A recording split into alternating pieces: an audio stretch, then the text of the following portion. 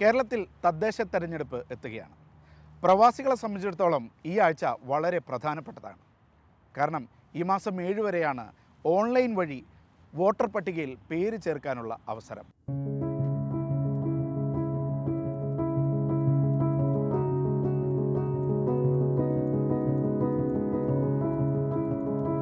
സംസ്ഥാന തെരഞ്ഞെടുപ്പ് കമ്മീഷന്റെ www.seckerala.gov.in എന്ന വെബ്സൈറ്റിലാണ് പ്രവാസികൾക്ക് വോട്ടർ പട്ടികയിൽ പേര് ചേർക്കാൻ സൗകര്യമുള്ളത്.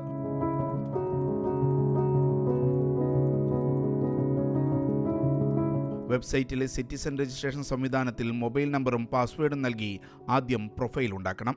നൽകുന്ന മൊബൈൽ നമ്പറായിരിക്കും പിന്നീട് യൂസർ നെയിം. ഈ നമ്പറിലേക്കാണ് OTP വരിക.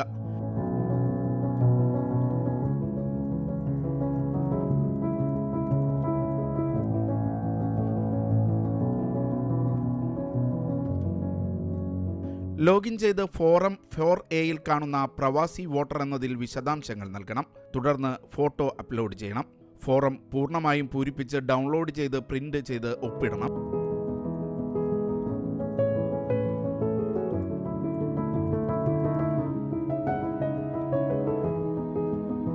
പിന്നീട് പാസ്പോർട്ടിൽ രേഖപ്പെടുത്തിയ കേരളത്തിലെ താമസ സ്ഥലം സ്ഥിതി ചെയ്യുന്ന തദ്ദേശ സ്വയംഭരണ സ്ഥാപനത്തിലെ തെരഞ്ഞെടുപ്പ് രജിസ്ട്രേഷൻ ഓഫീസർക്ക് രജിസ്റ്റേർഡായി തപാൽ വഴി അപേക്ഷ അയക്കണം.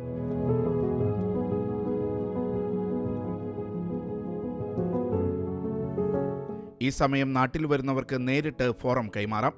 അപേക്ഷയോടൊപ്പം പാസ്പോർട്ടിലെ പ്രധാന പേജുകളുടെ സ്വയം സാക്ഷ്യപ്പെടുത്തിയ പകർപ്പ് വെക്കണം. ഓഗസ്റ്റ് 30-നാണ് അന്തിമ വോട്ടർ പട്ടിക പ്രസിദ്ധീകരിക്കുക.